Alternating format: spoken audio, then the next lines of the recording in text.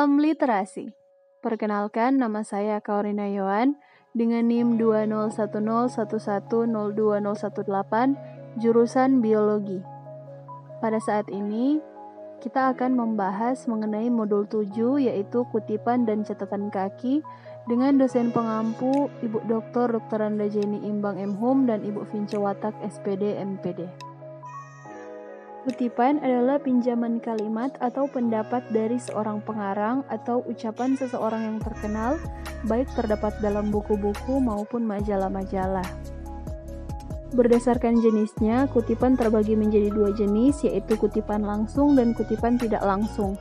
Kutipan langsung merupakan pinjaman pendapat dengan mengambil secara lengkap kata demi kata, bahkan kalimat demi kalimat. Sedangkan kutipan tidak langsung merupakan pinjaman pendapat seorang pengarang atau tokoh terkenal, tetapi hanya berupa intisari atau iktisar dari pendapat tersebut. Juga dapat berupa parafrase. Fungsi kutipan. Yang pertama, kegiatan pengutipan dapat menghindari pengutip dari kegiatan plagiarisme. Yang kedua, membantu pembaca yang ingin memahami lebih lanjut tentang ide pengutip. Yang ketiga, sumber pengutipan yang digunakan dapat memberikan nilai terhadap karya ilmiah yang sedang atau telah dibuat. Yang keempat, pengutipan yang tepat akan mengamankan penulis pada ide orang lain yang salah. Dan yang terakhir, menguatkan tulisan pengutip melalui kutipan yang dimuat dalam karya ilmiah. Catatan kaki adalah keterangan-keterangan atas teks karangan yang ditempatkan pada kaki halaman karangan yang bersangkutan. Adanya catatan kaki dimaksudkan untuk menunjuk sumber tempat terdapatnya sebuah kutipan, tetapi bisa digunakan untuk memberi keterangan-keterangan lain terhadap teks. Hubungan antara catatan kaki dan teks yang dijelaskan itu biasanya dinyatakan dengan nomor-nomor penunjukan yang sama, baik yang terdapat dalam teks maupun yang terdapat dalam catatan kaki itu sendiri. Selanjutnya, unsur-unsur catatan kaki.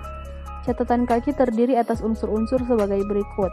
Yang pertama, nama penulis atau pengarang, penerjemah. Yang kedua, judul buku atau tulisan ditulis selengkap-lengkapnya. Yang ketiga, tahun penerbitan, dan yang keempat, nomor halaman. Untuk jenis-jenis catatan kaki ada ibid. Singkatan ini berasal dari kata Latin ibidem yang berarti pada tempat yang sama.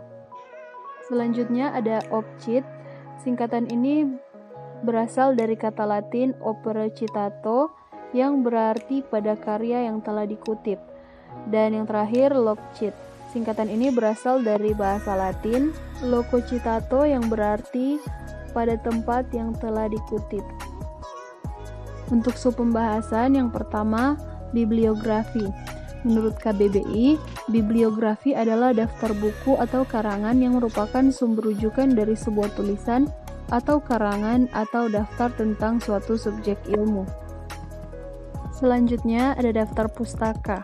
Menurut KBBI, daftar pustaka adalah daftar yang mencantumkan judul buku, nama pengarang, penerbit, dan sebagainya yang ditempatkan pada bagian akhir suatu karangan atau buku dan disusun menurut abjad. Dan yang terakhir, glosarium.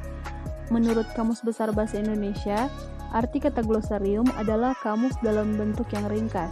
Arti lainnya dari glosarium adalah daftar kata dengan penjelasannya dalam bidang tertentu. Sekian pembahasan mengenai modul 7. Terima kasih dan salam literasi.